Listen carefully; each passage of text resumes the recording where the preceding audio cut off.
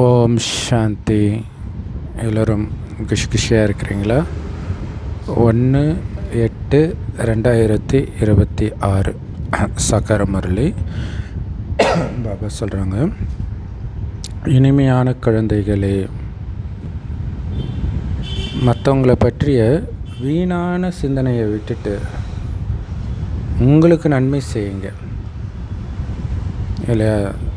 அதுக்கு சுபமான எண்ணம் வைக்கணும். அடுத்தது உள்நோக்கு முகத்தில் இருந்து பாபாவை நினைக்கணும், ஆத்ம உணர்வில் இருந்து.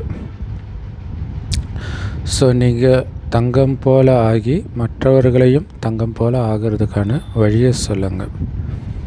அதை விட்டுட்டு தேவையில்லாத சிந்தனை அதெல்லாம் விட்டுருங்க. மற்றவங்கள பற்றி இவங்க எப்படி இருக்காங்க, அவங்க எப்படி இருக்காங்க, அதெல்லாம் விட்டுருங்கன்ற.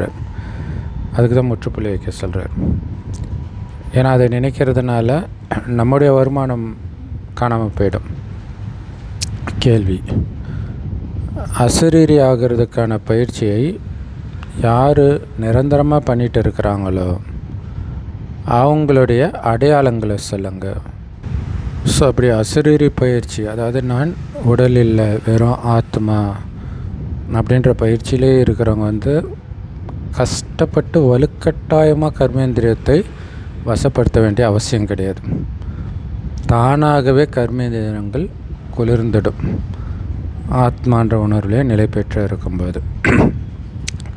நாம் ஆத்மாக்கள் சகோதரர்கள்ன்ற இந்த நினைவு கூட தானாகவே உருவாகிட்டே இருக்கும்.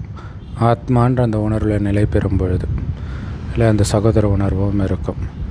அப்புறம் தேக அபிமானம் விடுபட்டுக்கிட்டே இருக்கும். பேர் வடிவத்தின் போதையெல்லாம் முடிஞ்சிக்கிட்டே போகும்.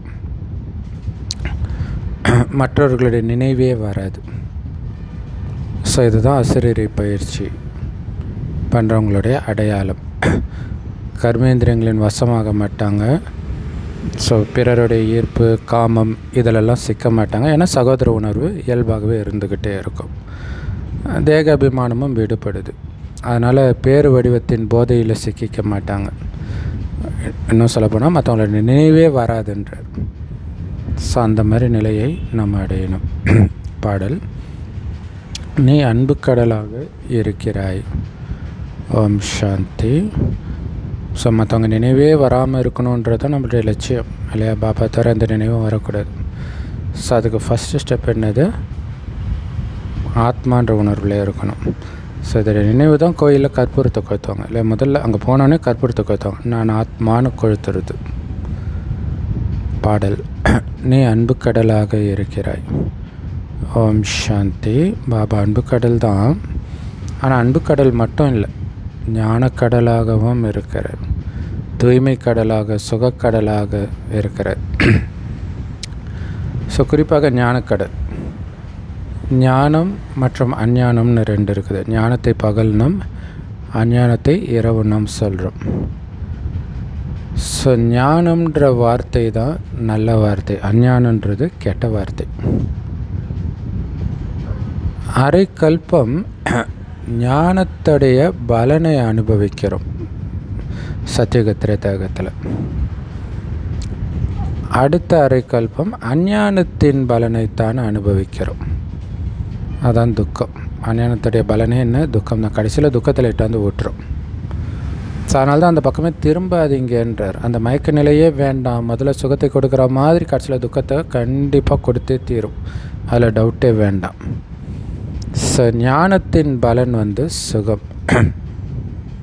இது ரொம்ப ஈஸியாக புரிஞ்சிக்க வேண்டிய விஷயம்.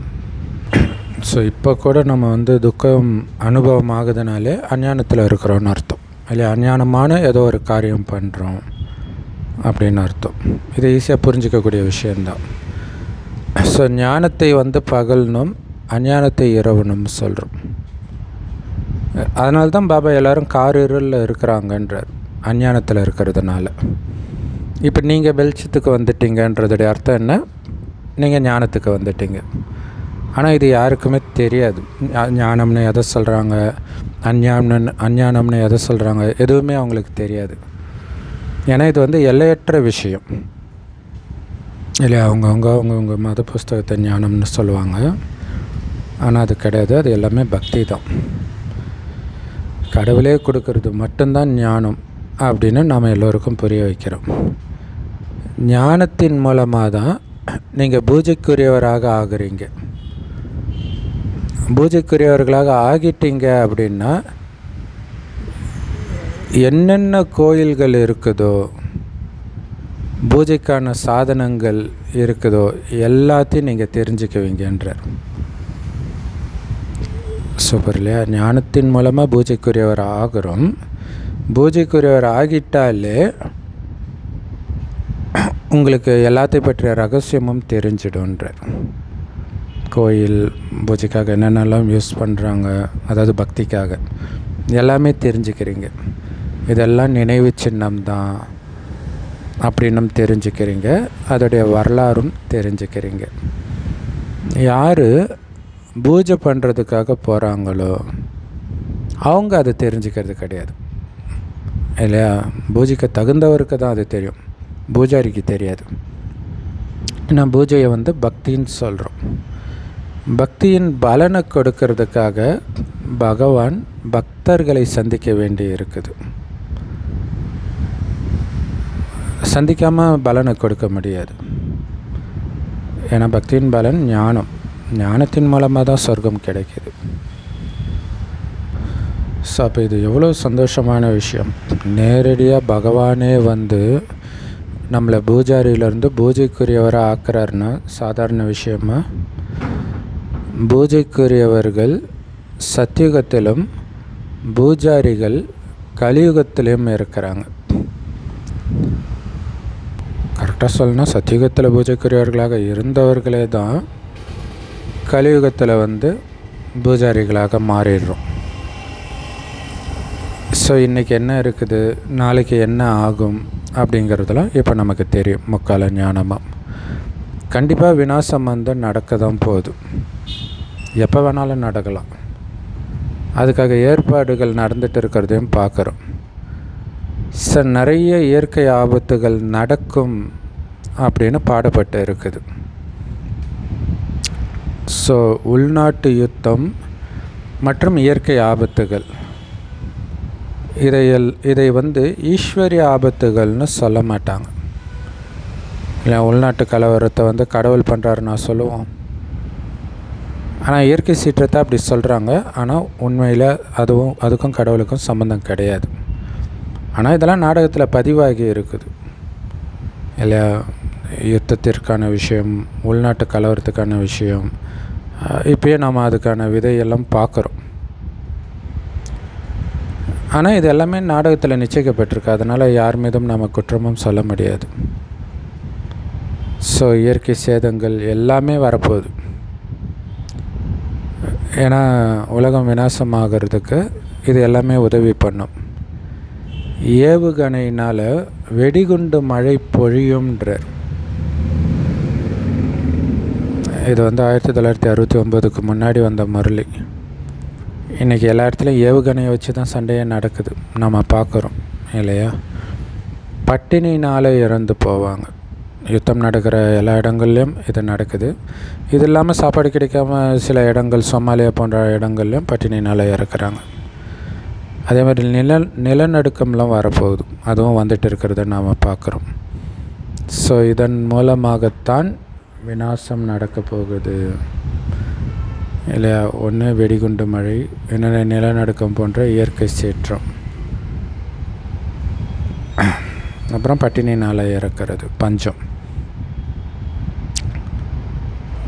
அப்படி இல்லைன்னா எப்படி சத்தியுகத்தில் திடீர்னு மனிதர்கள் ரொம்ப கம்மியாக ஆகுறாங்க? அப்போ கண்டிப்பாக எல்லோரும் ஒன்றா அழிஞ்சிடுவாங்க.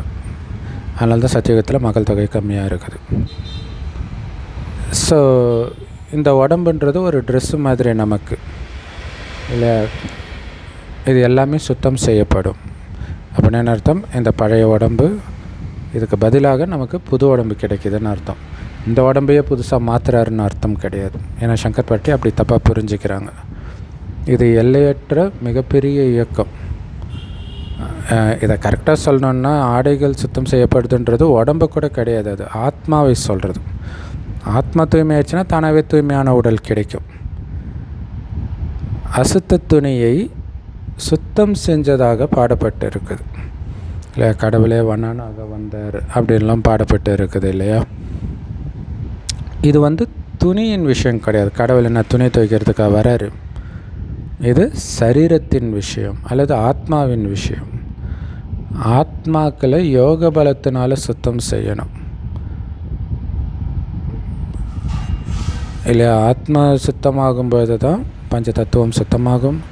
பஞ்ச தத்துவம் சுத்தமாச்சுன்னா அதன் மூலமாக உருவாகிற உடலும் தூய்மையாக கிடைக்கும். ஆனால் இன்றைக்கி பஞ்ச தத்துவம் தமோ பிரதானமாக அழுக்காக இருக்குது. அதனால தான் சரீரமும் தமோ பிரதானமாக நோயாளியாக இருக்குது. பதித்த பாவனர் பாபா வந்து நம்மளை தூய்மைப்படுத்துகிறார். மற்ற எல்லாமே அழிஞ்சிடுது, ஆத்மா மட்டும் அழிவற்றுது. ஸோ அதை தூய்மையாக்கிடுறார். ஸோ எப்படி தூய்மை ஆகிறோன்றதை நம்ம பார்க்குறோம், ஆகிட்டும் இருக்கிறோம். தூய்மை ஆகிறதுக்கான ஈஸியான வழியை சொல்கிறார். இருந்தாலும் மனிதர்களை இதெல்லாம் புரிஞ்சிக்கிறது கிடையாது. ஸோ எங்கெல்லாம் பக்தி நடக்குதோ, யாகம் இதெல்லாம் வளர்க்குறாங்களோ, அங்கெல்லாம் போய் நீங்கள் புரிய வைக்கணுன்ற. இல்லை, நிறைய கோயில் திருவிழா இப்போ ஆடி மாதம் எல்லா இடத்துலையும் தீ மிதிக்கிறது நடக்கும். இது மாதிரி நிறைய விஷயங்கள் நடக்கும். அங்கெல்லாம் போய் புரிய வைங்க, நோட்டீஸ் கொடுங்க. யாருக்கு நீங்கள் பக்தி செய்கிறீங்களோ அவங்களுடைய வாழ்க்கை வரலாறு நீங்கள் தெரிஞ்சுக்கிறதுனால நீங்கள் தேவதையாக முடியும்னு சொல்லுங்கள் இல்லையா? அவங்களுடைய வாழ்க்கை வரலாறு தெரிஞ்சுக்கணும்ல, அப்போ தான் நீங்கள் தேவதையாக முடியும். யாருக்கு பக்தி செய்கிறோமோ அவங்களுடைய வாழ்க்கை வரலாறு தெரியாமலே நீங்கள் பக்தி செஞ்சீங்கன்னா அதுக்கு பேர் தான் கண்மூடித்தனமான நம்பிக்கைன்னு சொல்கிறது. ஸோ எப்படி அந்த தேவதைகள் ஜீவன் முக்தியை அடைஞ்சாங்க அப்படின்னு புரிஞ்சுக்கோங்க. புரிஞ்சுக்கிறது மூலம் நீங்களும் தேவதை ஆகிடுவீங்க. ஸோ அதிலும் குறிப்பாக கோயிலில் உட்காந்து அவங்க வாழ்க்கை வரலாறு சொன்னீங்கன்னா அவங்க நல்லா புரிஞ்சுக்குவாங்கன்ற. ஏன்னா அவங்க ஆல்ரெடி அந்த பாவனையில் இருப்பாங்க. இந்த தீமிதி திருவிழா போலும் பார்த்திங்கன்னா அவ்வளோ பாவனையோடு இருப்பாங்க. ஆனால் அங்கே வந்து சத்தம் அதிகமாக கேட்கும். ஸோ கொஞ்சம் அமைதியான இடத்துல நாம் இதை வந்து புரிய வைக்கலாம். நீங்கள் பாபா கிட்ட இருந்து இப்போ வந்து வாழ்க்கை வரலாறு கேட்குறீங்க. குழந்தைங்க உங்களுக்கு எவ்வளவு ஞானம் கிடைக்கிது.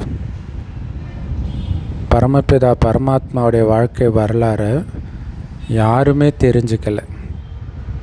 சர்வவியாபின்னு சொல்கிறதுனால வாழ்க்கை வரலாறாக ஆகிடாது. இது சூப்பர் இல்லை? கடவுள் எங்கும் நிறைந்தவர்னு சொல்லிட்டா அது அப்புறம் என்ன வரலாறு இருக்குது? எங்கும் நிறைந்தவர்னு சொல்கிறது ஒரு வரலாறா? ஸோ குழந்தைங்க, நீங்கள் இப்போ பரமபிதா பரமாத்மாவுடைய வாழ்க்கை வரலாறு தெரிஞ்சுக்கிட்டீங்க. அதாவது முதல் இடைக்கடை பற்றி தெரிஞ்சுக்கிட்டோம்.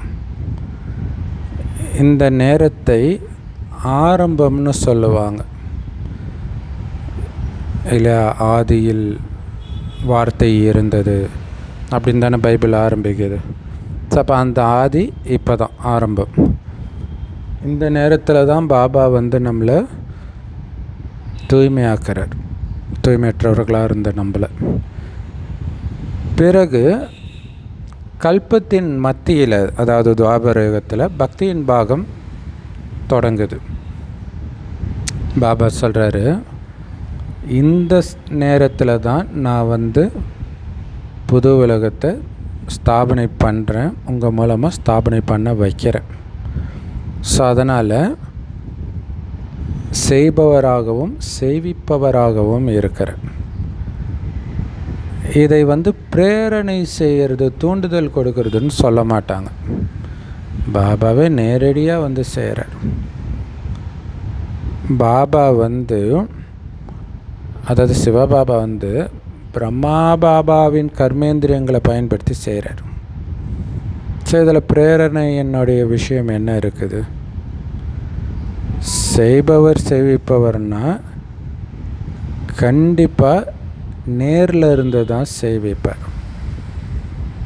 பிரேரணையினால் எதுவுமே நடக்க முடியாது. ஆத்மாவால் சரீரம் இல்லாமல் எதையும் செய்ய முடியாது. நிறைய பேர் என்ன சொல்கிறாங்கன்னா, ஈஸ்வரன் தான்ப்பா எல்லாத்தையும் பண்ணுறாரு அப்படின்னு சொல்கிறாங்க.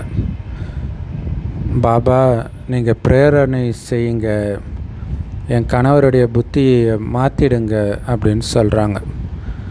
பாபா சொல்கிறாரு, இதில் தூண்டுதலுடைய விஷயம் எதுவுமே கிடையாது.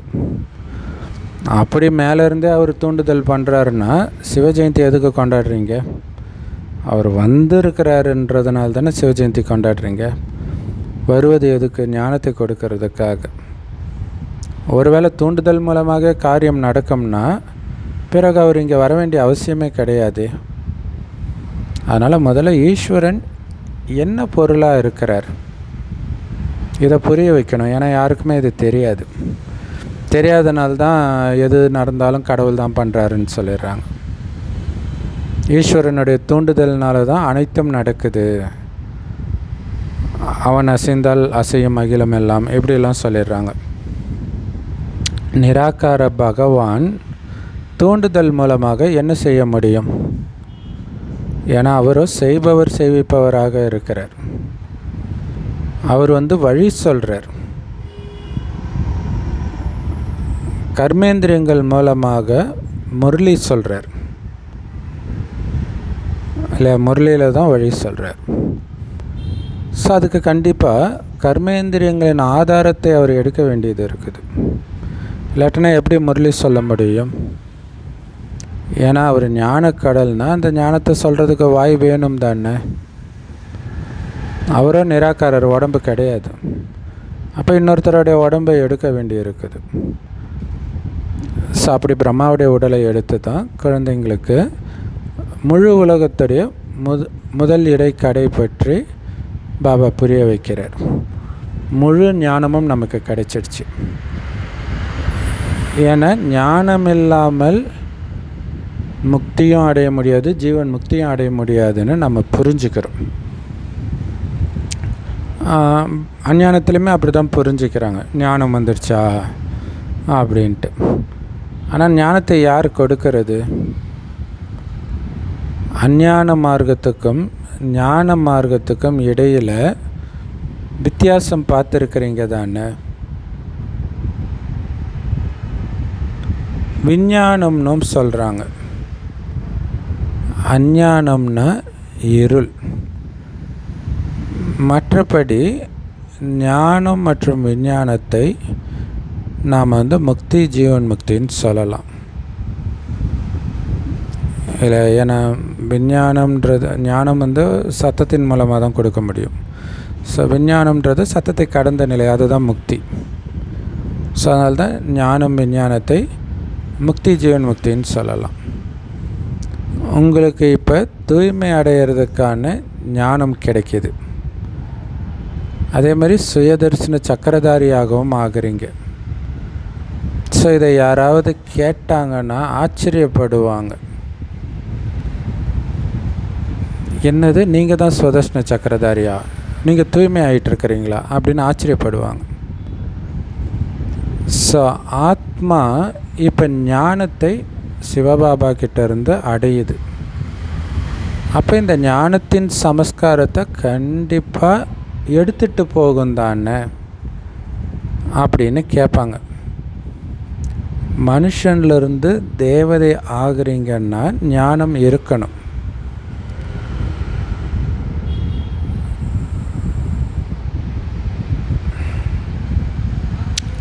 ஆனால் பாபா சொல்கிறாரு, இந்த ஞானத்தை நீங்கள் அடையிறதே இதோடைய பலனாகிய சொர்க்கத்தை அடையிறதுக்கு தான்.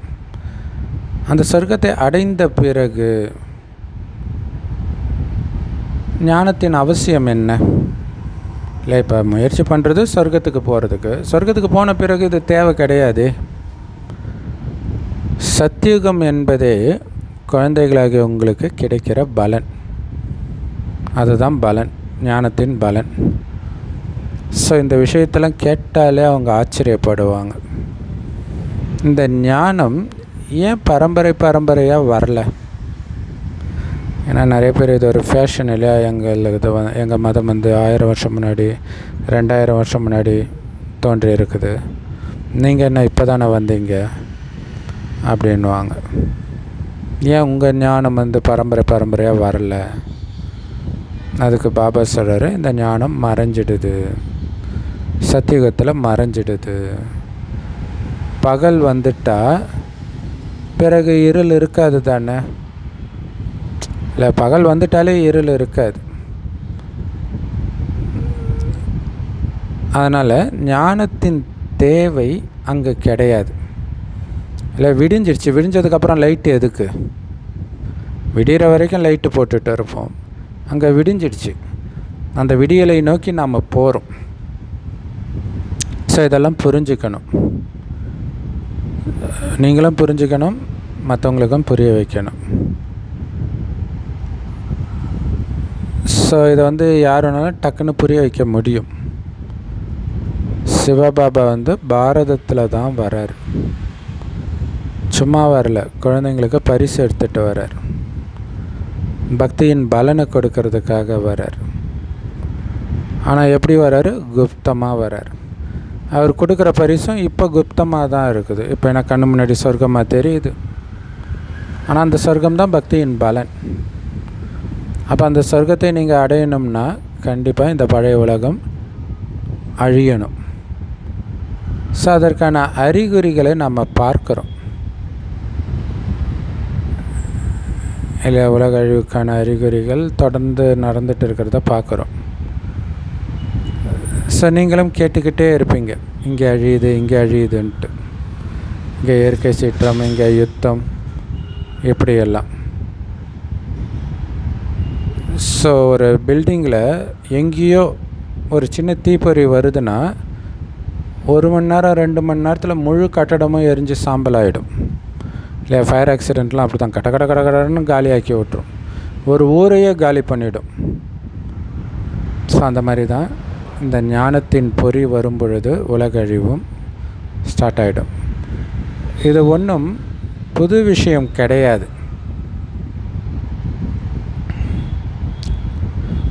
ஸோ இன்னொன்று, தீப்பொறி எழுதுன்றது வந்து ஞானம் மட்டும் இல்லை, மனிதர்களுக்குள்ள அந்த உரசல் பிரச்சனை. ஸோ அப்போ கடகடன்னு எல்லாத்தையும் முடிச்சிடுவாங்க. அப்படி தானே ஈரான் சுப்ரீம் லீடரை வந்து அமெரிக்கா டக்குன்னு காலி பண்ணிச்சு இல்லையா? ஏன்னா விநாசம் வந்து கண்டிப்பாக நடக்கத்தான் போகுது இல்லை? நம்ம எல்லாம் அழிய போகிறோன்னு அவங்க முடிவு பண்ணிட்டாங்க ஒரு நாட்டில்னா, உலகம் அழிஞ்சால் எனக்கு என்ன, இருந்தால் எனக்கு என்னென்னு அவங்க பாம்பு போடுவாங்களா மாட்டாங்களா? கண்டிப்பாக போடுவாங்க. ஸோ அப்படி தான் உலக அழிவு நடக்கும்னு நினைக்கிறேன். சத்தியுகத்தில் ரொம்ப கம்மியான மனிதர்கள் தான் இருப்பாங்க, ஆனால் ரொம்ப உயர்ந்தவர்களாக இருப்பாங்க, அவ்வளோ உயர்ந்த குணம் கொண்டவர்களாக இருப்பாங்க. ஸோ அப்படி உயர்ந்தவராக ஆகிறதுக்கு இப்போ எவ்வளோ முயற்சி செய்ய வேண்டி இருக்குது.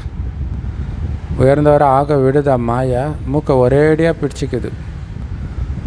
ஸோ இந்த மாதிரி கீழே விழுறவங்களுக்கு அதிக காயம் ஏற்பட்டுடுது. பிறகு மறுபடியும் அந்த இடத்துக்கு வர்றது அதிக நேரம் பிடிக்குது இல்லை? ஒரு மரம் ஏறுறீங்க, திடீர்னு வழுக்கி விழுந்துடுறீங்க, இப்போ மறுபடியும் அதே இடத்துக்கு வர்றதுக்கு எவ்வளோ நேரம் ஆகும்? ஸோ அதே மாதிரி தான் இங்கேயுமே. அதனால் விழாமல் இருக்கிறது தான் ரொம்ப புத்திசாலித்தனம். இது ஒரு ஒழுக்கு மரம் ஏறுற மாதிரி தான் இல்லை? கெட்டியாக பிடிச்சிக்கணும், அப்போ இன்னும் கொஞ்சம் மேலேயும் ஏறணும், ரெண்டுத்துலேயும் கவனம், கீழே வந்துடக்கூடாது. ஸோ பெரியதிலும் பெரிய காயம் காம விகாரத்துடைய காயம்ன்றார். அதனால்தான் காம மகாசத்ருன்னு சொல்லப்படுது. ஸோ ரொம்ப எச்சரிக்கையாக இருக்கணும் இல்லையா? காமத்தில் விழுறவங்களுக்கு தான் மிகப்பெரிய காயம் ஏற்படுதுன்றார். அதனால்தான் காமம் மிகப்பெரிய எதிரின்ற. இதுதான் உங்களை வந்து தூய்மை இழந்தவர்களாக ஆக்கிடுது. விகாரத்தினால தான் சண்டை நடக்குது. விகாரத்துக்காக உங்களை விடலை அப்படின்னா பாபா சொல்கிறார், இதை விட நீங்கள் பாத்திரங்களை துலக்கிறது நல்லது அப்படின்னு நிச்சயமாக சொல்வார்கள்ன்றார். கூட்டி பெருக்கும் வேலை செய்தாலும் தூய்மையாக இருப்போம், இதில் அதிக தைரியம் வேணும். ஸோ இங்கே பாபா டைரெக்டாக சொல்கிறார், ஏதோ ஒரு முரளியில் தான் இதை சொல்லுவார். இல்லை தூய்மைக்காக நிறைய சகோதரிகள் வந்து கணவனை விட்டு பிரிஞ்சு வருவாங்க. அது டிசர்வீஸ்ன்னு சிலர் தப்பாக புரிஞ்சுக்குவாங்க. கிடையாது, தூய்மை இழக்கிறது தான் டிசர்வீஸ் இல்லையா? ஏன்னா நீங்கள் மட்டும் தூய்மை இழக்கலை. கணவன் என்ன தெரியுமா நினைப்பான், எல்லா பிரம்மகுமாரிகளும் இப்படி தான் தூய்மை இழப்பாங்கன்னு நினைப்பான். உங்களால் ஒட்டுமொத்த பிரம்மகுமாரிகளுக்கும் கெட்ட பேர். ஆனால் நீங்கள் தூய்மையாக இருக்கும்போது அவனுக்கு தோணும், அப்போ எல்லா பிரம்மகுமாரிகளும் இப்படி தான் இருப்பாங்க, தூய்மையாக இருப்பாங்க. அது எப்படி உங்களுக்கு டிசர்வீஸாக இருக்கும்? நீங்கள் தூய்மையாக இருக்கிறீங்கன்றது வெளிப்படுத்துறது தான் ஞானமே. அதான் பாபா சொல்கிறார், அப்படி வீட்டை விட்டு துரத்தினாலும் பாத்திரத்தை தொலைக்கி கூட பழிச்சிக்கிறது பெட்டரு, வீடு பெருக்கிற வேலை செஞ்சு பழிச்சிக்கிறதுக்கு கூட பெட்டரு. ஸோ அப்படி கூட்டி பெருக்கிற வேலை செஞ்சாலும் செய்வோம், தூய்மையாக இருப்போம். இதில் அதிக தைரியம் வேணும்ன்றார். இல்லை கடைசியில் ஹரிச்சந்திரனுடைய மனைவி வந்து அது ஒரே ஜென்மத்தில் நடக்கிறதா காட்டுறாங்க. அதனால் ஒரே ஜென்மத்தில் நடக்கலை, பல ஜென்மம் ராஜராணியாக இருந்தவங்க கடைசியில் அந்த மாதிரி இன்னொருத்தர் வீட்டில் கூட்டி பெருக்கிற வேலை தான் அவங்க மனைவி செய்வாங்க. ஸோ அதுக்கு தைரியம் வேணுன்றாங்க. அது ஏழைகள் கிட்ட அதிகமாக இருக்கும், பணக்காரர்கள் கிட்ட இருக்காது. ஸோ யாராவது நம்ம எல்லாமே பாபா கிட்ட வந்து அடைக்கலம் புகழ்கிறோம். அடைக்கல மாதான்னு ஏதோ ஒரு கோயில் இருக்குதுன்னு நினைக்கிறேன். ஸோ அந்த மாதிரி நம்ம பாபா கிட்ட எப்போ அடைக்கலம் புகழ்கிறோமோ அப்போ தான் மாயா வந்து சண்டை போட ஆரம்பிக்குது. புராண கதைகளில் பார்த்திங்கன்னா தேவர்கள்லாம் சிவன்கிட்ட கைலாயத்தில் அடைக்கலம் தேடி வருவாங்க. ஸோ அது எதை குறிக்குதுன்னா நாம் பாபா குழந்தை ஆகிறது தான். அப்போ தான் மாயா வந்து சண்டை போடுது. 5 விகாரங்களுடைய நோய் இன்னும் அதிகமாக மேலெழும்புது. ஸோ அதனால தான் பாபா சொல்லுவார் இல்லையா, பாபா அஞ்ஞான காலத்தில் கூட எனக்கு இவ்வளோ மோசமான சிந்தனைகள் வந்ததில்லை, அந்த மாதிரிலாம் வருது. ஏன்னா அந்த நோய் வந்து இந்த சித்த மருந்து சாப்பிட்டா நோய் அதிகமாகி சரியாகுன்ற மாதிரி இங்கே நோய் மேலெழும்புது.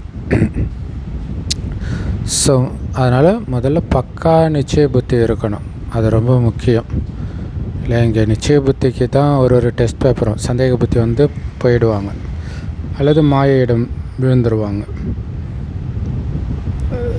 ஸோ உயிரோடு இருந்துக்கிட்டு இறக்கணும், அதுதான் பக்கா நிச்சய புத்தி இருக்கிறதுன்றது. இந்த கலியுகத்தில் வந்து நங்கூரத்தை எடுத்தாச்சு. நம்ம சங்கமேகன்றது படகு, இது கலியுகத்திலேருந்து சத்தியுகத்துக்கு போகுது. ஸோ கலியுகத்திலேருந்து நங்கூரத்தை எடுத்தாச்சு. அதனால் கலியுக விகாரங்கள்ன்ற கரையிலிருந்து நீங்கள் விடுபட்டுட்டீங்க. ஸோ இனி வந்து விகாரங்கள் உங்களை கட்டுப்படுத்த முடியாது. விகாரங்களின் கட்டுப்பாட்டிலேருந்து விடுபட்டுட்டீங்க. ஸோ அதனால் இப்போ நாம் யாத்திரையில் போயிட்டு இருக்கிறோம். அசரீரியாகி நம்ம வீட்டுக்கு போகிறோம். இது சதா ஞாபகம் இருக்கணும். ஸோ வீட்டுக்கு பரந்தாம வீட்டுக்கு எப்படி போக முடியும்? உடம்போடு போக முடியாது, உடம்பை விட்டுட்டு போகணும். அதுதான் அசரீரியாகி போவோம். ஒரு ஜென்ரலாகவே வந்து சொர்க்கத்துக்கு போன பிறகு ஒரு சரீரத்தை விட்டு இன்னொரு உடம்பை எடுப்போம் அப்படின்ற ஞாபகம் மட்டும் இருக்கும், ஆத்ம ஞானம் மட்டும் இருக்கும். ஸோ அதுக்காக தான் இப்போ நம்ம பயிற்சி பண்ணுறோம். இல்லற விவகாரத்தில் இருந்துக்கிட்டே தாமரை மலருக்கு சமமாக தூய்மையாகி யாத்திரையில் இருக்கிறோம் இல்லையா? தாமரை மலர் சேத்துல இருந்தாலும் விலகி தூய்மையாக இருக்கிற மாதிரி புத்தியை பாபாவோட மட்டும் இணைச்சி வச்சுருக்கிறோம். இந்த உலகில் விஷயங்கள்லேருந்து புத்தியை விலக்கி வைக்கிறோம். விலக்கி பாபாவை நினைக்க நினைக்க, சொர்க்கத்தை நினைக்க நினைக்க ஆத்மா சொர்க்கத்தின் பக்கம் போயிட்டு இருக்குது. ஸோ அதனால் இது இந்த கலியுகன்றது சுடுகாடு, நாம் போக போகிறது சுகதாமத்துக்கு. இது சதா உங்கள் புத்தியில் இருக்கணும், ஞாபகம் இருக்கணும் இல்லையா? சுடுகாட்டை திரும்பி பார்க்காம போகணுன்றதெல்லாம் இப்போதைய விஷயம். அது பைபிளில் கூட இருக்கும். லோத்து குடும்பத்தினருக்கு கடவுள் திரும்பி பார்க்காம இந்த ஊரை விட்டு போங்கன்னுவார். அது உண்மையிலே கலியுகத்தை திரும்பி பார்க்காம சத்தியுகத்தை நோக்கி புத்தி போகணுன்றது தான். கலியுகத்தை திரும்பி பார்க்காதுன்றது கலியுகத்தின் குணங்களை எடுத்துகிட்டு வராமல் இருக்கிறது. சத்தியுகத்தில் எப்படி மிக உயர்ந்த குணம் இருக்குமோ அந்த குணம் மட்டுமே இருக்கணும். நமக்கு பாபா ஆஸ்தி கொடுக்கறதுக்காக இப்போ சொல்கிற யுக்தி தான் தூய்மையாகுங்க. இப்போ தூய்மை ஆகிறதுக்கு யோகத்தில் இருங்க, நினைவில் இருங்க. ஏன்னா நினைவுனால தான் பாவம் அழியும். பாவம் அழிந்தால்தான் ஆத்மா இந்த சரீரத்திலேருந்து விடுபடும் இல்லை. ஸோ எவ்வளோ கனெக்ஷன் இருக்குது பாருங்கள். சொர்க்கத்துக்கு போனால் தூய்மையாகணும் நினைக்கணும். நினைத்தால் பாவம் அழியும். பாவம் அழிந்தால் ஆத்மா இந்த பாவப்பட்ட உடம்புலேருந்து விடுபட்டுடும். ஸோ இது எவ்வளோ அற்புதமான யாத்திரை பார்த்தீங்களா? ஸோ இதுக்கு நீங்கள் பண்ண வேண்டியதெல்லாம் அந்த படகு ஓட்டும்போது 7 ஏலோ ஐலஸா அப்படின்லாம் சொல்லுவாங்க இல்லையா? அந்த மாதிரி நம்ம இந்த படகை எப்படி ஓட்டுறோம்? பாபாவை நினைக்கிறோம் இல்லை, ஒரு சைடு துடுப்பு பாபா, இன்னொரு சைடு துடுப்பு நம்ம ராஜ்யம். இந்த 2 தான் நம்மளுடைய நினைவு இருக்கணும். போதும், சொர்க்கத்துக்கு போயிடலாம். எவ்வளோ ஈஸியான விஷயம். ஆனால் இதை கூட மறந்துடுறீங்க. ஸோ பாபா சொல்கிறது தந்தையை நினைவு செய்யுங்க போதும். ஆனால் மாயா அதை கூட நினைவு செய்ய விட மாட்டேங்குது. கஷ்டப்பட்டு முயற்சி செய்ய வேண்டி இருக்குது பாபாவை நினைக்கிறதுக்கு. கரெக்டு தானே இல்லையா? நாள் முழுவதும் எப்படியெல்லாம் கட் பண்ணிக்கிட்டே இருக்குது. அந்த எலி ஒயரெல்லாம் கட் பண்ணிவிடணுவாங்க காரில். அந்த மாதிரி பாபா கிட்டே இருக்கிற கனெக்ஷனை டக்குன்னு மாயான்ற எலி கட் பண்ணிக்கிட்டே இருக்குது. ஸோ செக் பண்ணிக்கிட்டே இருக்கணும் இல்லையா? அந்த எலி மேலே ஏறி உட்காந்துட்ருக்கிறார் பிள்ளையார். அப்படின்னு அர்த்தம் அந்த எலி மீது கவனம் வைக்கிறார். மாயா வராமல் இருக்கணும், கட் பண்ணாமல் இருக்கணும்ன்ட்டு. ஸோ நம்முடைய பாபா வந்துட்டார் அப்படிங்கிற ஞானம் ஆத்மாவுக்கு தான் இப்போ கிடைக்கிது. ஆத்மா தான் படிக்குது, ஆத்மா தான் சரீரத்தின் மூலமாக ஜென்மம் எடுக்குது. ஸோ ஆத்மா பற்றிய ஞானம் இப்போ பாபா நமக்கு கொடுக்குறார். ஆத்மா சகோதரன் இல்லை, எல்லாமே செய்கிறது ஆத்மானா நம்ம ஆத்மா தானே. ஸோ ஒவ்வொரு ஆத்மாவும் ஒருவருக்கொருவர் சகோதரன் தான், வேறு எந்த உறவும் கிடையாது. தேக அபிமானத்தில் வரும்போது தான் பல சம்பந்தங்கள் வந்துடுது. இங்கே நீங்கள் சகோதரிகளாக இருக்கிறீங்க. தேகம்னு பார்த்தா கூட, ஆத்மான்னு பார்த்தா வெறும் சகோதரர். ஸோ அதனால் நீங்கள் சகோதரர்களாகவும் இருக்கிறீங்க ஆத்ம ரீதியில். உடல் ரீதியில் பார்த்திங்கன்னா சகோதரிகளாகவும் இருக்கிறீங்க. ஸோ 2மே தூய்மையான உறவு தான், வேறு எந்த உறவும் கிடையாது. இது இல்லற மார்க்கம். 2 பேருக்குமே ஆஸ்தி வேணும். அதுக்காக தான் கணவன் மனைவின்னு பார்க்காமல் சகோதரி அல்லது சகோதரன்னு பார்க்கணும். இதை பயிற்சி பண்ணி பக்காவாக்கிடணும். ஸ்லைட்டாக அலட்சியம் இருந்தால் கூட விழுந்துருவீங்க. அந்த மாதிரி மாயா திடீர்னு உங்களை விழ வச்சிடும். திடீர்னு தானே புயல் வருது, ஸ்தூலமான புயல் கூட. சுனாமி திடீர்னு தானே வருது. அதே மாதிரி தான் இதுவும் திடீர்னு வரும். நம்ம எப்போவுமே அலர்ட்டாக இருக்கணும். ஸோ ஆத்மா தான் முயற்சி பண்ணுது. தேக அபிமானமே இருக்கக்கூடாது. தேகம்னு ஒன்று இருக்குதுன்றதே மறந்துடுங்க. வெறும் ஆத்மாவாகவே உணருங்க. ஏன்னா தேகமே இல்லைன்னா எப்படி காம விகாரத்தில் ஈடுபடுவீங்க? சூப்பர் இல்லை? நாம் ஆத்மா பாபா கிட்ட போகணும். இது மட்டும்தான் சதா ஞாபகம் இருக்கணும். இல்லை வெறும் ஆத்மா நான் செத்துட்டேன், உடம்புலேருந்து வெளியேறிட்டேன், இப்போ பாபா கிட்ட போகணும், அதனால் பாபாவை நினைக்கணும். ஆனால் உடம்புல இருந்து தான் நினைக்க முடியும். அதனால் இந்த உடம்பு தற்காலிகமாக கிடைச்சிருக்குது. ஸோ எந்த அளவுக்கு நீங்கள் பாபா நினைவிலே இருக்கிறீங்களோ, அதாவது யோகி ஆகிட்டே இருக்கிறீங்களோ, அந்த அளவுக்கு உங்களுடைய கர்மேந்திரியங்கள் சாந்தமாகிட்டே இருக்கும். தேக அபிமானத்தில் வர்றதுனால தான் கர்மேந்திரியங்கள் சஞ்சலம் அடையுது. ஸோ எந்த அளவுக்கு நீங்கள் ஆத்மாபிமானி ஆகுறீங்களோ அந்தளவுக்கு உங்களுக்கு நன்மை, லாபம், ஆன்மீக வருமானம் சேமிப்பாகிட்டே இருக்கும். எந்த அளவுக்கு தேக அபிமானத்தில் வரீங்களோ அந்த அளவுக்கு கர்மேந்திரம் இன்னும் சஞ்சலமாக தான் ஆகும், பலகீனமாக தான் ஆவீங்க. ஸோ அதனால் சரீரத்திலேருந்து விலகிட்டே இருக்கணும். அப்போ தான் கர்மேந்திரியம் சாந்தமாகிட்டே இருக்கும். அப்போ சரீரத்திலேருந்து விலகிட்டே இருக்கணும்னா எப்படி? ஆத்மா வெறும் புள்ளினா உடம்பு கிடையாது, இது மைண்டில் ஓடிக்கிட்டே இருக்கணும். அப்போ ஃபுல்லாக கர்மேந்திரியங்கள் உங்கள் கண்ட்ரோலில் வந்துடும். சன்னியாசிகள் இந்த மாதிரிலாம் பயிற்சி பண்ணுறது கிடையாது. சும்மா கஞ்சா இந்த மாதிரி பொருட்களை சாப்பிட்டு அதன் மூலம் கர்மேந்திரங்களை சாந்தப்படுத்துகிறாங்க. அது செயற்கை, அதனால் எந்த நன்மையும் கிடையாது, மனம் மாறிடாது. அது ஹடயோகம். நீங்கள் நினைவு மூலமாக காரியம் செய்யணும். இல்லை, நினைவின் மூலமாக தான் எல்லா காரியமும் செய்ய போகிறீங்க. உலகத்தையே நினைவின் மூலமாகவே மாற்ற போகிறீங்க. அப்போ யோக பலத்தின் மூலமாக உங்கள் கர்மேந்திரியங்களை வசப்படுத்த முடியாதா என்ன? இல்லை, ஸோ பாபா நினைவில் இருக்க எதுவும் சாத்தியம். ஸோ அதனால் ஆத்மாபிமானி ஆகிட்டே இருக்கணும்.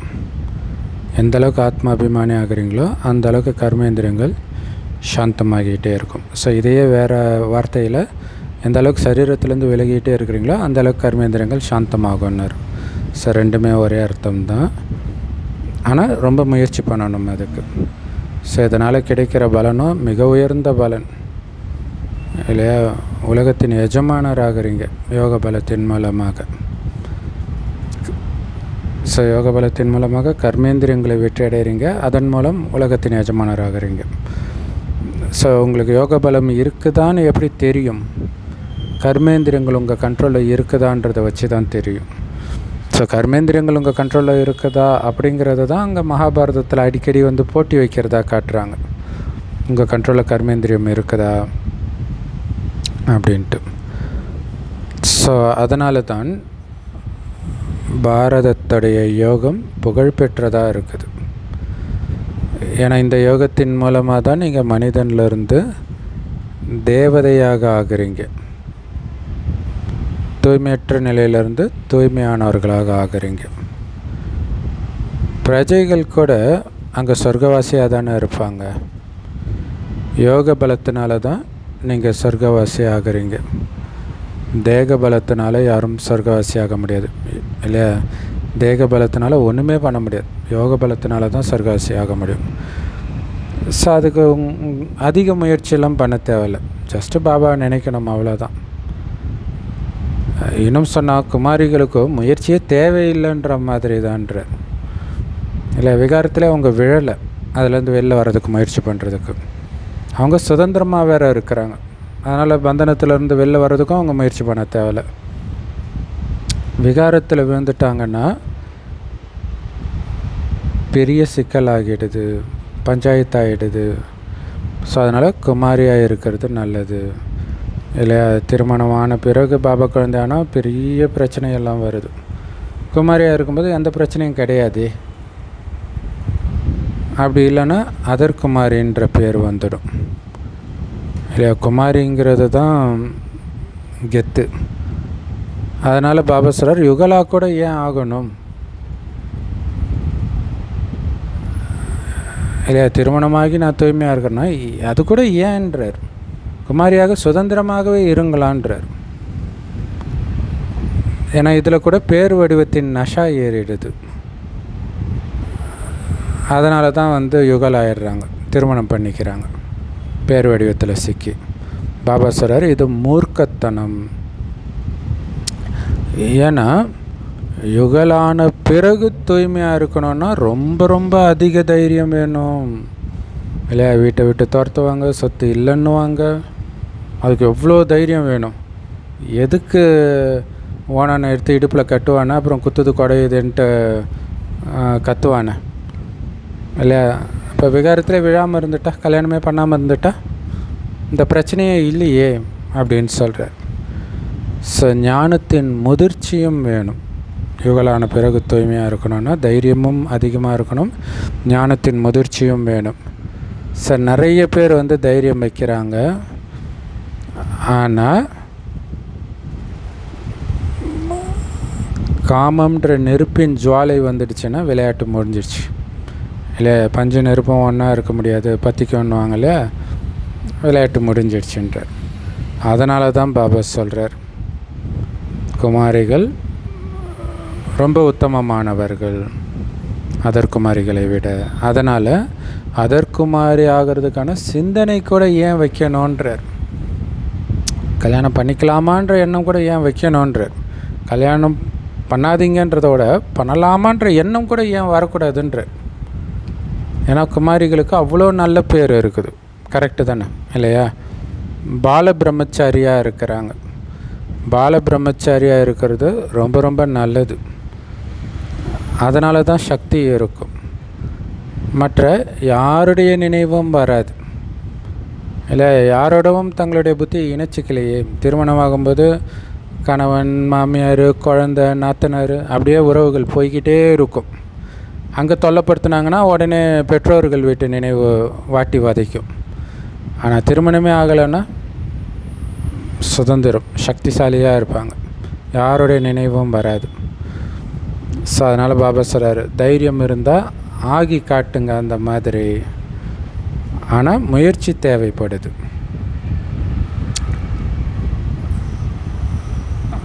அதாவது திருமணம் ஆகியும் தூய்மையாக இருக்கணும்னா ரொம்ப தைரியம் வைத்து ஆகி காட்டுங்கன்றார். அதுக்கு ரொம்ப முயற்சியும் தேவைப்படுது. ஏன்னா 2 பேர் ஆகிடுறீங்களே, இல்லையா? ஸோ அப்போ நிறைய பிரச்சனை வந்துடுது. குமாரின்னா தனியாக இருக்கிறாங்க, பிரச்சனை கிடையாது, தானே ராஜா, இல்லை பேச்சுலர் லைஃப் தான் ராஜ வாழ்க்கைன்னுவாங்க. இருவர் ஆகிடுச்சுன்னா வேற்றுமை வந்துடுது. அதனால் அதுவும் இப்போல்லாம் எவ்வளோ வேற்றுமை வருது, இல்லை டைவர்ஸ் வருதுனாலே ஒன்றோட ஒன்று ஒத்து போக முடியல. எது கல்யாணம் பண்ணோம் அப்புறம் டைவர்ஸ் பண்ணணும். அதனால் முடிஞ்ச வரை குமாரியாக இருக்கிறதே நல்லது. குமாரி சேவைக்காக வெளியில் வர முடியும். திருமணமான பிறகு வெளியில் வர முடியுமா? எவ்வளோ பிரச்சனை வரும்.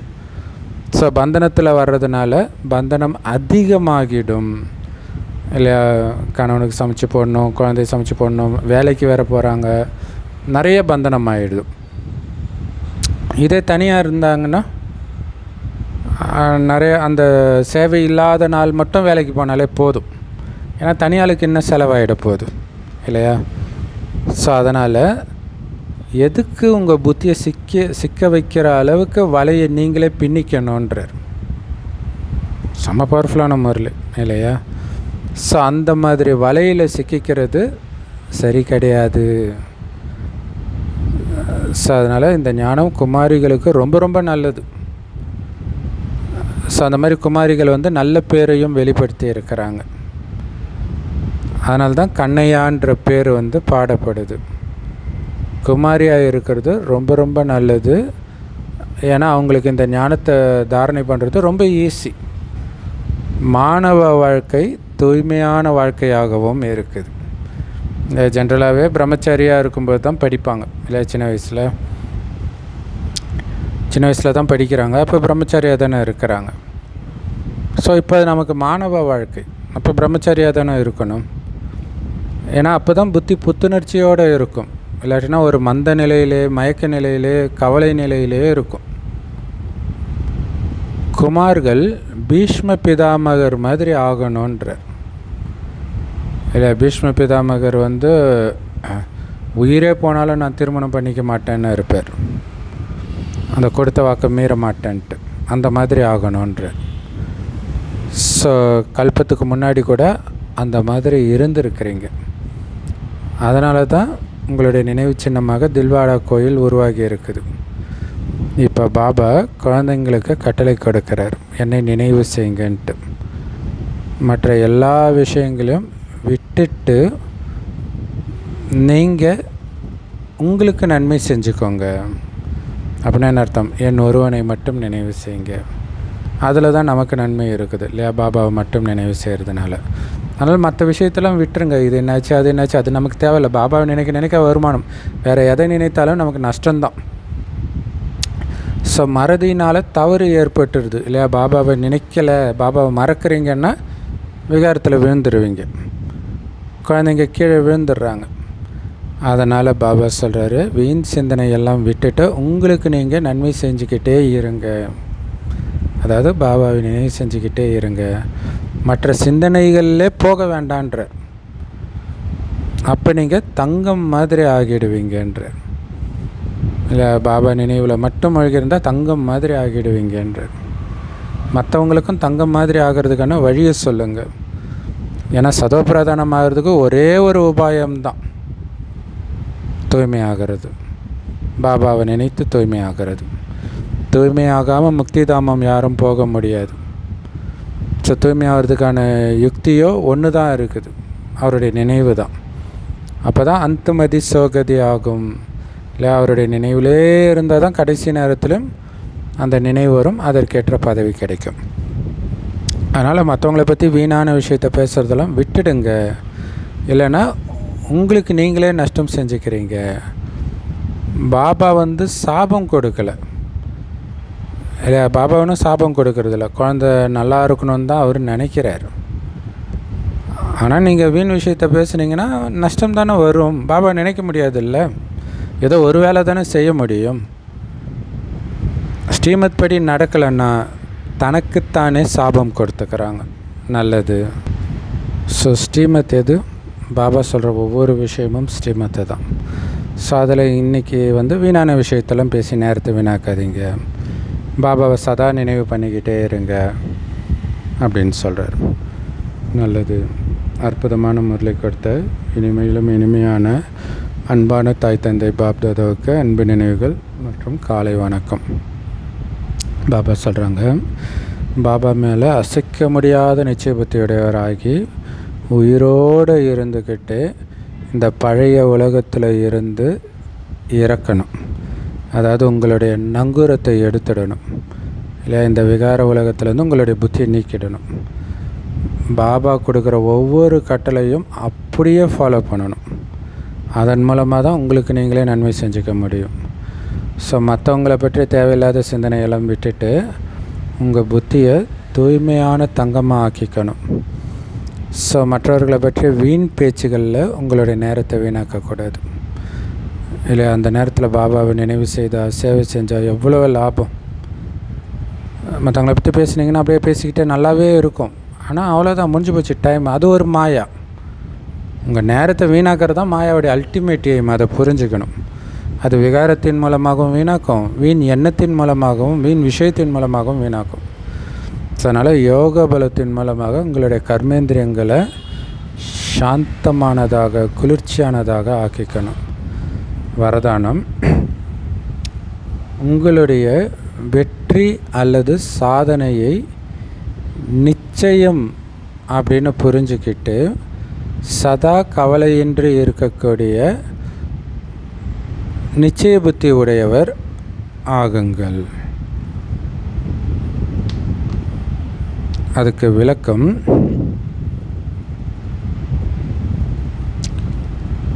ஸோ பாருங்கள், தன்னுடைய வெற்றி ஏற்கனவே நிச்சயிக்கப்பட்டு இருக்குது அப்படின்னா கவலைப்பட மாட்டோம் இல்லையா?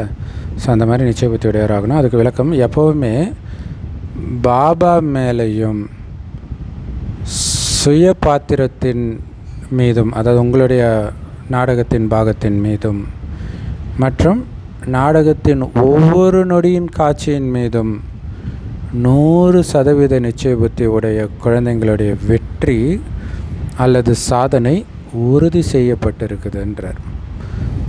இல்லை, யாருக்கு பாபா மேலே கொஞ்சம் கூட சந்தேகம் இல்லையோ, உங்களுடைய பாகம்தான் மிக உயர்ந்ததுன்றதில் கொஞ்சம் கூட சந்தேகம் இல்லையோ, நாடகத்தின் ஒவ்வொரு காட்சியிலும் நன்மை இருக்குதுன்றதில் கொஞ்சம் கூட சந்தேக புத்தி இல்லையோ, 100% நிச்சய புத்தி இருக்குதோ, அந்த குழந்தைங்களுக்கு வெற்றி நிச்சயிக்கப்பட்டிருக்குதுன்றார்.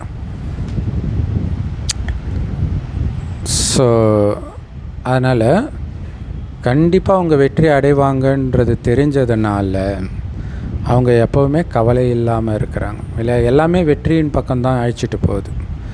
அதனால் அவங்களுடைய முகத்தில் கவலையுடைய எந்த ஒரு கோடும் தென்படாது. இந்த காரியம் அல்லது இந்த சங்கல்பம் நிறைவேறிடுச்சு அப்படிங்கிற நிச்சயம் அவங்களுக்கு சதா இருக்கும் இல்லையா. அவங்க எந்த காரியம் செய்கிறாங்களோ அது ஆல்ரெடி முடிஞ்சிடுச்சுன்னு நினைப்பாங்களாம். என்ன சங்கல்பம் வைக்கிறாங்களோ அது ஆல்ரெடி நிறைவேறிடுச்சுன்னு நினைப்பாங்களாம். அந்த அளவுக்கு நிச்சய புத்தி இருக்குமா எப்போவுமே. ஸோ அதனால் அவங்களுக்கு எந்த ஒரு விஷயத்திலும் இது முடியுமா அப்படின்ற கேள்வியே வர முடியாதுன்றார். ஸோ செம பவர்ஃபுல்லான வரதானம். தந்தை மீது, தன் மீது, நாடகத்தின் மீது முழு நிச்சய புத்தி இருக்கணும். எந்த எண்ணம் வச்சாலும் அது ஆல்ரெடி நிறைவேறிடுச்சு. எந்த காரியம் செய்ய ஆரம்பித்தாலும் அது ஆல்ரெடி சக்ஸஸ் தான். அப்படி இருக்கணுன்றார். அந்த நிச்சய புத்தி இருந்தால் சதா ஆனந்தம்தான் இருக்குமே தவிர கேள்வி, சந்தேகம் இதெல்லாம் வரவே முடியாதுன்றார். ஸ்லோகன்: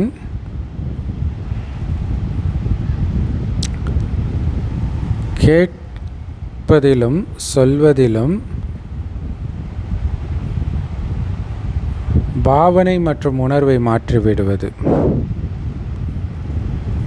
அதுதான் சூழ்நிலையை கெடுக்கிறது, வாயுமண்டலத்தை கெடுக்கிறதுன்றார். இல்லை, ஒரு பாசிட்டிவான விஷயத்தை நீங்கள் ஏதாவது அவங்கக்கிட்ட கேள்வி கேட்டு, ஒருவேளை இப்படி ஆச்சுன்னா இதெல்லாம் உங்களுக்கு பயமாக இல்லையா அப்படின்னும்போது பயம் இல்லாதவனுக்கும் ஒரு பயம் வந்துடும். ஸோ அதுதான் சூழ்நிலையை கெடுக்கிறது, வாயுமண்டலத்தை கெடுக்கிறதுன்றார். அப்படி பயத்தில் இருக்கிறவங்களுக்கும் தைரியத்தை கொடுக்கறது தான் நம்மளுடைய வேலை இல்லையா. ஸோ இப்போ எலான் மஸ்குடைய ரீசெண்ட் இன்டர்வியூவில் அவர் இதுக்கு முன்னாடி ஏஐ உலகத்தை அழிக்கிறதுக்கான வாய்ப்பு அதிகமாக இருக்குது, கில்லர் ரோபோட்ஸ் உருவாக்குறதுக்கான வாய்ப்பு அதிகமாக இருக்குது, அதுதான் மனித இனத்தை அழிக்கும் இப்படிலாம் சொன்னார். ஆனால் இப்போ ரிலாக்ஸாக இன்டர்வியூ கொடுக்குறீங்களேன்னும்போது, அதாவது அந்த மாதிரி ரிஸ்க்கு வராமல் முடிஞ்ச அளவுக்கு நம்ம தடுக்கணும். அதனால் நான் பிரைட்டர் சைடை மட்டும் பார்க்க விரும்புகிறேன் அப்படின்ட்டு இப்போ சொல்கிறார். அது இல்லை. ஸோ அதுதான் ரொம்ப முக்கியமான விஷயம். ஒரு மோசமான சூழ்நிலையை கூட நல்ல விதமாக, நம்பிக்கை கொடுக்குற விதமாக உங்களுடைய பேச்சு இருக்கணும். ஏற்கனவே மோசமாக இருக்கிறத இன்னும் ஐயோ போச்சு அவ்வளோதான் அப்படின்னீங்கன்னா எரியிற நெருப்பில் எண்ணெய் விட்ட மாதிரி ஆகிடும், இன்னும் வாயுமண்டலத்தை கெடுக்கிற மாதிரி ஆகிடும். அந்த பாவத்தை பண்ணக்கூடாது. அப்போ இதெல்லாம் எவ்வளோ பெரிய பாவம் பாருங்கள். சும்மா ஜோக்காக சொன்னால் கூட அது வாயுமண்டலத்தை கெடுக்கும். அவ்யக்த இஷாரா: தூய்மையற்ற விதையை கூட முடிச்சிட்டு சம்பூர்ண தூய்மை ஆகுங்கள். அதுக்கு விளக்கம்: முழுமையான பவித்திரத்தின் கணக்குப்படி வீண் சங்கல்பம் கூட அப்பவித்திரத்தின் விதையாகும். வீண் சங்கல்பம் ஓடுறது பெரும்பாலான குழந்தைங்க கிட்ட இன்னமும் இந்த சமஸ்காரம் அல்லது பழக்கம் இருந்துட்டு தான் இருக்குது. வீண் சங்கல்பத்துக்கு அடிப்படையே மனம்தான். அது மண்மனாபாவாக ஆக விட மாட்டேங்குது. இல்லை, வீண் எண்ணம் அப்புறம் எப்படி பாபா நினைவிலே இருப்பீங்க? ஸோ அதனால் ஸ்ரீமத்துன்ற கடிவாளத்தை இறுக்கி பிடிச்சு வீண் சங்கல்பங்களின் அப்பவித்திரத்தாவை அழித்து விடுங்கள். இல்லை, இந்த சுபமற்ற வார்த்தையை கூட சொல்லக்கூடாதுன்னுவாங்க. அப்போ அதை நினைக்கலாமா? அப்போ நான் சுபமான விஷயத்தை மட்டும்தான் பார்ப்பேன், கேட்பேன், நினைப்பேன். அதுதான் கடிவாளம் இல்லையா. அந்த குதிரைக்கு எந்த சைடு போகணுமோ அது மட்டும்தான் தெரியும். சுற்றி வண்டி ஓடுதா எதுவுமே தெரியாது. தெரிஞ்சால் அது மிரண்டணும். ஸோ அந்த மாதிரி ஸ்ரீமத் என்ன சொல்லுது? சுபபாவனை வைக்க சொல்லுது, பாபாவை நினைக்க சொல்லுது, சொர்க்கத்துக்கு போகிறன்ற அந்த லட்சியத்தை கொடுத்துருக்குது. இது மட்டும்தான் உங்கள் மைண்டில் இருக்கணும். ஸோ சங்கல்பத்தில் கூட இது முடியுமான்னு நினைக்கிறது கூட ஒரு அழுக்கு தான். காமம் மட்டும் அழுக்கு கிடையாது, வீண் விஷயமும் அழுக்கு தான் இல்லையா. சுத்தமான ஒரு விஷயத்தில் எது கலந்தாலும் அது அழுக்கு தானே. ஸோ அப்படியே அந்த மாதிரி அழுக்கு கூட இல்லாமல் இருக்கணும். அப்போ இதுக்கான விதை எதுனா வீண் சங்கல்பம் தான் விதைன்றார். அழுக்கின் விதை முதல்ல எண்ணத்தில் தானே வருது. ஸோ அப்போ அந்த விதை கூட இருக்கக்கூடாது. ஸ்ரீமத்துன்ற கடிவாளத்தை இறுக்கி பிடிச்சிக்கிறதுனா பாபா நினைவு, பாபா நினைவு, பாபா நினைவு. மார்கண்டன் சிவலிங்கத்தை கட்டி பிடிச்சிக்கிட்டான் இல்லையா? ஸோ அந்த மாதிரி பிடிச்சிட்டு அப்பவித்திரத்தாவை அழிச்சிடுங்க. வீண் சங்கல்பங்களின் அப்பவித்திரத்தா இல்லை, வீண் சங்கல்பமே இங்கே அழுக்குன்றார், அதை அழிச்சிடுங்கன்ற. ஓம் சாந்தி. செம்ம powerful Murli. I love you BapDada. Thank you BapDada. குஷியாக இருங்க, குளிர்ச்சியாக இருங்க.